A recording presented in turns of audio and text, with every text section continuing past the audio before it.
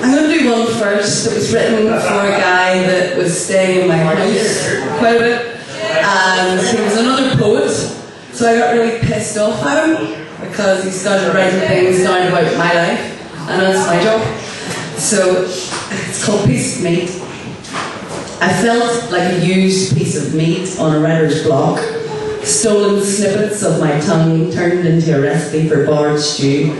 And if I hadn't been a poet, I would never have known I was theft. But I was, and I did. And it made me sick to my stomach that my babies were being mutilated while my body worked against the energy of time consumption and my pen slept in my hair. Essence of my concoctions twisted into the bowels of this new body, and it angered me. The diaphragm of my children contracted and convulsed to spew forth a vomit of indignation at this indiscretion.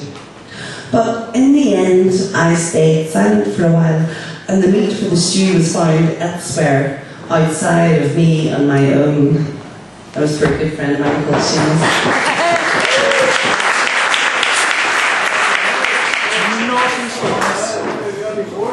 Alright. Oh, no, I am doing one more from that book. I'll do one more red one and then I'll do a couple that I know very well. This one was written in 2009 and I was very, very upset because I stood up with someone and I really loved him. Sitting in a cafe, waiting for a sandwich to be made, thinking of nothing but lunch, I catch a glimpse of him walking through. And all around me peels, and my heart stops. Then beating frantically, it pumps an urgent message. He's where? He's there. He's right there.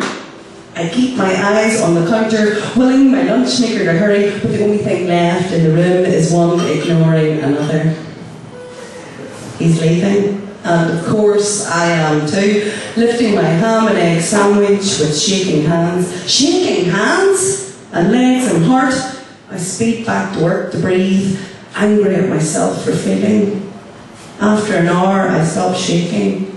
2 pass, and I'm okay in body, but not really in mind. I look out from my counter to the road, and there he is again, in a new car, I notice, turning towards me, driving past me. He's gone. Where is the hate? The hate I so carefully nurtured for him. It fled at the sight of him. Left me alone just as he did. He wanted my hate, fought for it. I wonder if he knows he failed, for he stirs me still, and I hate myself for it.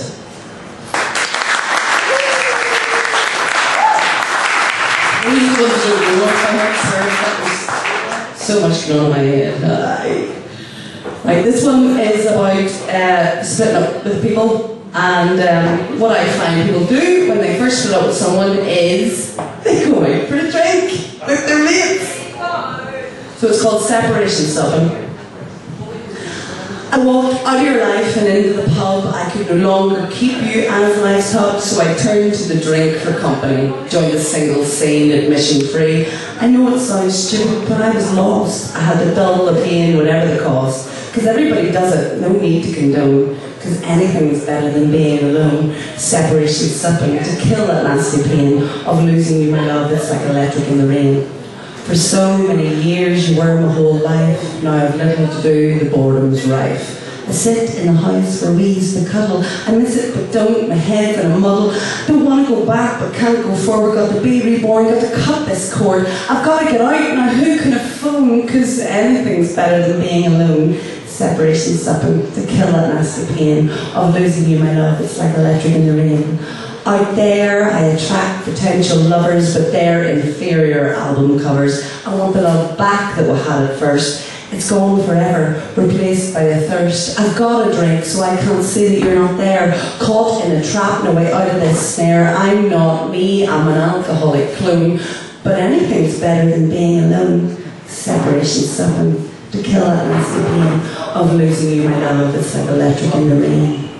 Now I'm pouring liquid haze down my eager throat. I'm improving the mood the more I float, dancing and happy, laughing all around, just so glad with this new life I have found. I hope you see that I'm so over you. I fixed my heart with some vodka glue, thanks to the drink this bloody winter's song.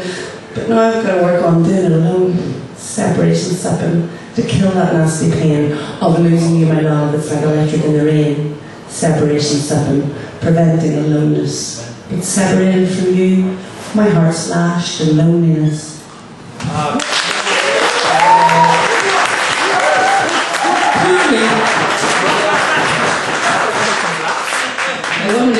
Oh yes, somebody requested this earlier, but they are now gone. Funny enough, with a girl, because apparently I make a morning.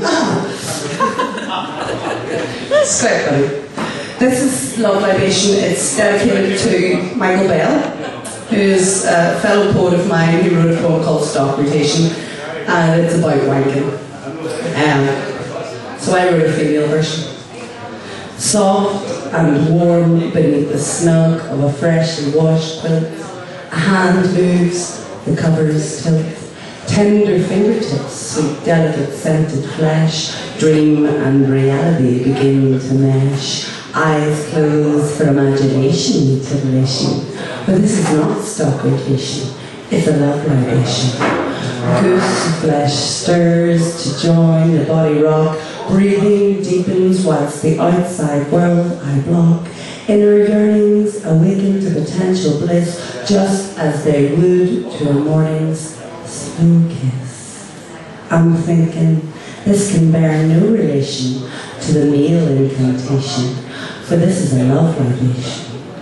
Grip grows stronger on this eager, writhing vein. Who knows what under my eyelids I'm seeing? The flower blooms and the nectar starts to flow from the river within, and the eddies grow, spinning and skipping electric tantalization. For this is not stock rotation, it's a love libation. Now, if you haven't seen this poem before, you should really know. You're going too early. Delving deep and lost in wonder, a gasp for breath before going under. The curl in order to rise to the crest, a private fantasy at last confessed. Frozen in time for an intimate memento, listening to the power of the body's crescendo. A moan escapes from the euphonic noise. Inside this body, fighting normal poise, pulling and pushing senses to the limits, loss of unimportant minutes, love radiation enveloping physical form, energy maelstrom, perfect thunderstorm, mind and body meet in one ultimate clash of blinding heaven, static flash, slumped in a heap, landing on reality with a sly, sultry grin defying her vitality. Do I or don't I? My lips no longer seal. Drunk in the warmth, bathed in a cup of elation, intoxicated fully by a love libation.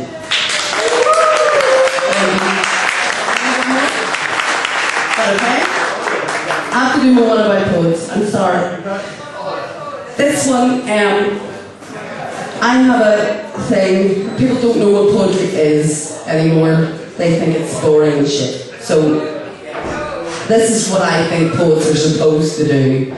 We are philosophizers, synthesizers of words and phrases, mixing them into tricks for your mind and your ear, turning hellish negatives to positives by the power of your synapses, letting you know what you know already in your mind, kind of like a kickstart to your instinctual memory. We spike spurges of verbs and adjectives, touching you with our feeling, reaching deep into psyche where we meet you in the throes of scribbling, nibbling at your lives to gain some sense of our own.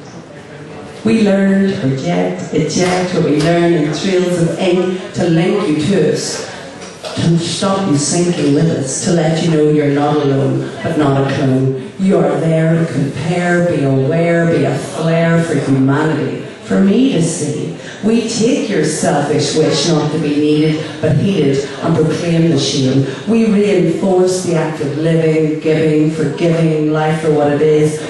Do that, Fizz. Why do we care if you're not there because you asked us? By apathy past us, like a wind in the wakeful night, you're in our sight. We do not just talk about you, but to you, through you, listening out for golden couplings from your lips to safeguard our courage. Searching sentinels of original individuals in contemporary indigenous society. We are word nerds, pickers of scalps nearly healed by murders of truth. Unstitchers of reality, brutality, sexuality, and sanity.